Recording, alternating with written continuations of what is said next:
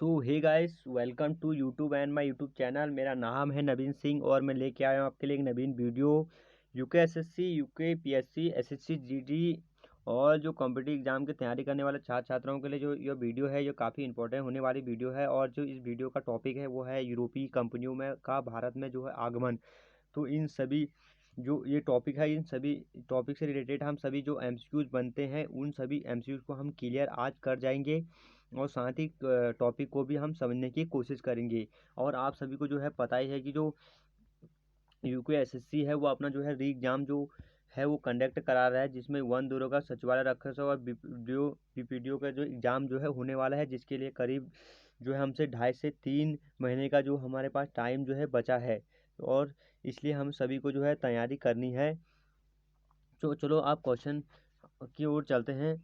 तो question number 1 है हमारा, व्यापार हेतु समुद्री मार्ग से भारत आने वाले प्रथम यूरोपीय कौन थे। तो आप सभी को पता होगा कि जो व्यापार है समुद्री मार्ग से भारत आने वाले प्रथम जो यूरोपीय थे वो थे हमारे Vasco D gamma. Vasco D gamma जो है सर्वप्रथम जो है भारत आए थे।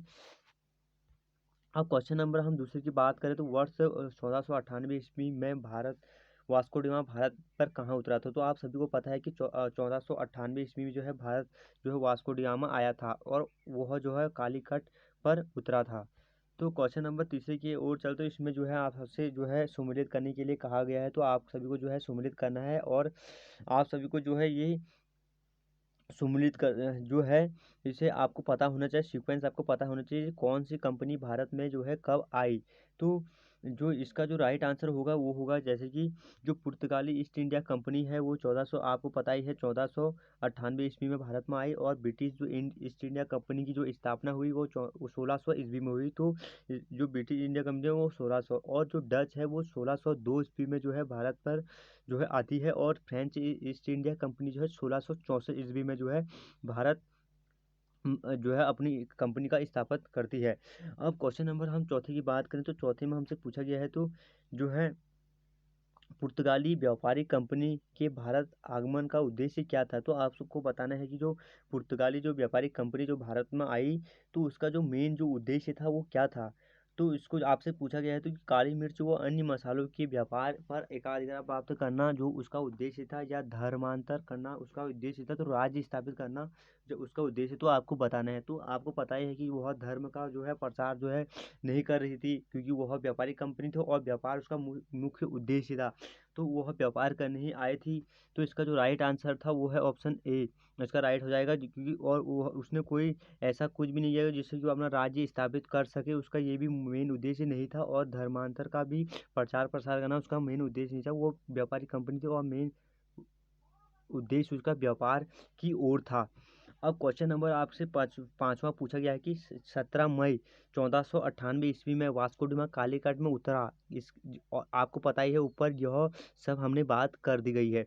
और आपसे पूछा गया उसका जो स्वागत है वो किसके द्वारा किया गया। तो इसका जो राइट आंसर है वो कालीकट के राजा।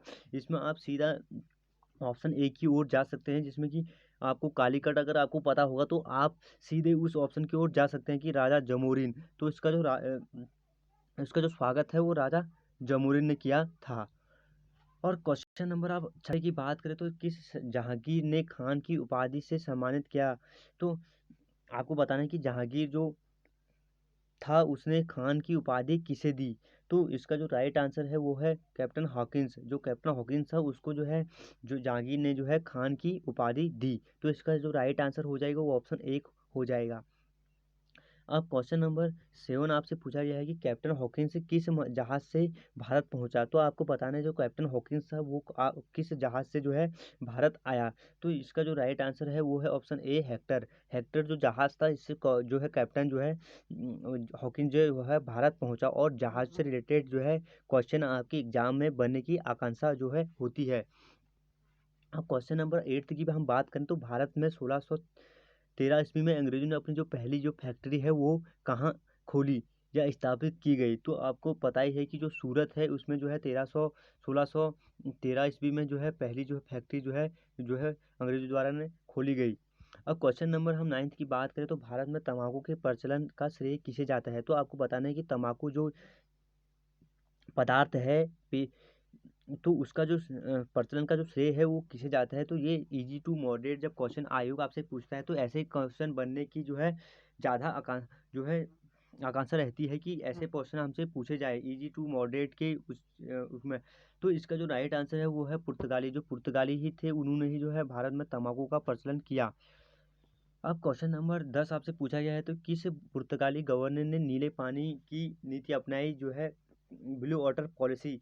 तो ये क्वेश्चन जो है मोस्ट इंपॉर्टेंट क्वेश्चन है, जो है क्वेश्चन बार बार आयोग आपसे पूछता है। और तो इसका जो राइट आंसर होगा वो है डी अल्मेडा। जो डी अल्मेडा था पुर्तगाली जो गवर्नर डी अल्मेडा था, उसने ही जो है नीले पानी की नीति अपनाई थी। तो इसका जो राइट आंसर होगा वो ऑप्शन ए होगा। अब आपसे क्वेश्चन जो है 11वां आपसे पूछा है, किसे भारत में पुर्तगाली साम्राज्य का वास्तविक संस्थापक कहा जाता है। तो आपको बताना होगा कि पुर्तगाली का जो साम्राज्य का जो वास्तविक संस्थापक था कौन था। तो जैसा आपको पता है कि जो पुर्तगाल में जो सर्वप्रथम जो गवर्नर आया था वो डी अल्मेडा आया था। और आप जो और लेकिन जो वास्तविक जो संस्थापक था वो आपका जो वास्तविक जो संस्थापक था वो आपका जो है 1509 ईस्वी में जो है कौन आया था, वो आया था डी अल्बुकर्क। तो इसी को जो है ये क्वेश्चन आपको याद होना चाहिए कि डी अल्बुकर्क जो है 1509 ईस्वी में आया था। और इसी को जो है पुर्तगाली कंपनी का वास्तविक संस्थापक कहा जाता है। तो ये आपको ध्यान में रखना है। अब आपको क्वेश्चन पूछा गया कि ब्रिटिश ईस्ट इंडिया कंपनी का प्रथम गवर्नर कौन था। तो ब्रिटिश ईस्ट इंडिया कंपनी का जो प्रथम गवर्नर है ये आपको बताना है। तो ये थे थॉमस स्माइथ। तो ब्रिटिश ईस्ट इंडिया कंपनी के प्रथम जो है गवर्नर जनरल थे। अब आपको बताना है कि वांडी वॉर्स के युद्ध, जैसे कि हमने बात की थी कि जो जो यह टॉपिक है इसमें हम सारे जो एमसीक्यूज बनते हैं बनने की जिनकी आकांक्षा है तो वो उन सभी रिलेटेड से हम बातें करेंगे। तो वांडी वॉर्स के युद्ध को बात करें तो वांडी वॉर्स का जो युद्ध हुआ था वो 1760 ईस्वी में जो है हुआ था। और इस बात हमसे जो पूछा गया है कि ये जो युद्ध था वो किन के बीच हुआ था और इसमें जो है किसकी हार हुई। तो इस जो युद्ध हुआ था ब्रिटिश और फ्रेंच के बीच में हुआ था, जिसमें कि ब्रिटिश ने फ्रेंच को हराया था। तो ऑप्शन डी इसका राइट आंसर हो जाएगा। अब आपसे बात करें कि प्रथम कर्नाटक युद्ध की समाप्ति किस संधि के साथ हुई थी।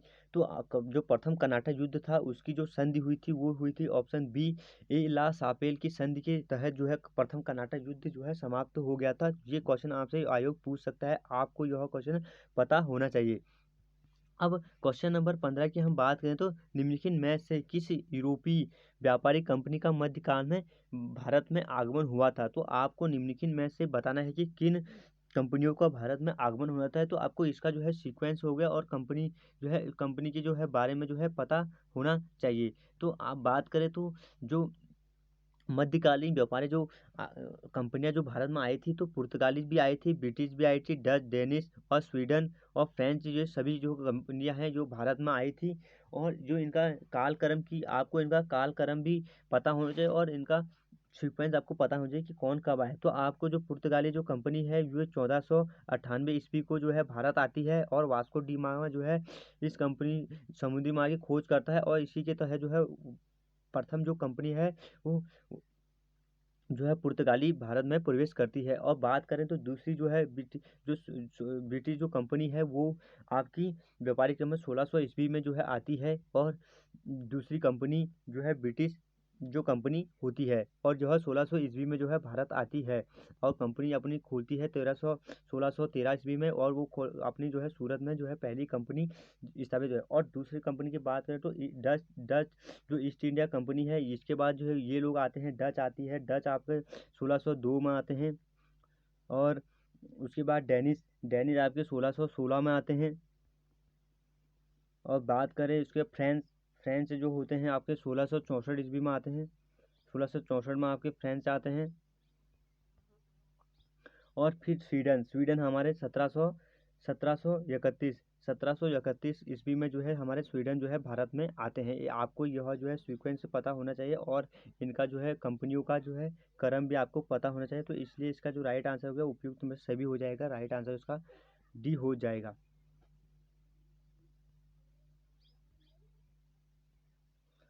अब क्वेश्चन नंबर 16 की हम बात करें तो भारत तक समुद्री मार्ग की खोज की गई। तो आपको बताना है कि जो सर्वप्रथम भारत तक की समुद्री मार्ग की खोज की गई वो जो है पुर्तगाली द्वारा की गई।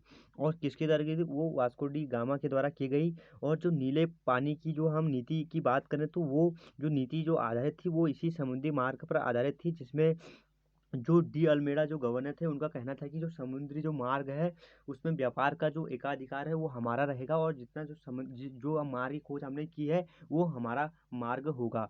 इसी को जो है नीले पानी की नीति कहा गया। अब क्वेश्चन नंबर 17 की हम बात करें कि गोवा, दमन और दीव का उपनिवेशीकरण किया गया। तो आपको बताना है कि किस जो कंपनी द्वारा जो है गोवा और दमन और दीव जो थे उनका उपनिवेशीकरण किया गया था। तो इनका जो उपनिवेशीकरण किया था वो पुर्तगाल के द्वारा किया गया था। अब आपको क्वेश्चन नंबर 18 बताना है कि ब्रिटिश ईस्ट इंडिया कंपनी की स्थापना के समय भारत का बादशाह कौन था। तो आपको बताना है कि ब्रिटिश जो ईस्ट इंडिया कंपनी तब दिल्ली सल्तनत का जो बादशाह था वो कौन था। तो इसका जो राइट आंसर है वो अकबर था। जब ब्रिटिश ईस्ट इंडिया में 1600 ईस्वी में जो है इंडिया में अपनी जो है कंपनी को स्थापित कर रही थी, तो उस समय जो दिल्ली का जो बादशाह था वो अकबर था। अब क्वेश्चन नंबर हम 19 की बात करें तो एक द्वीप पर निर्मित भारत का बड़ा नगर है। हमने बात की थी कि जो ये जो प्रैक्टिस सेट है इसमें जो है इजी टू मॉडरेट आपसे आयोग पूछ सकता है। तो इसी में आपको जो है ऐसे क्वेश्चन भी देखने को मिल सकते हैं कि एक द्वीप पर निर्मित भारत का बड़ा नगर कौन है। तो इसका जो राइट आंसर है वो है मुंबई।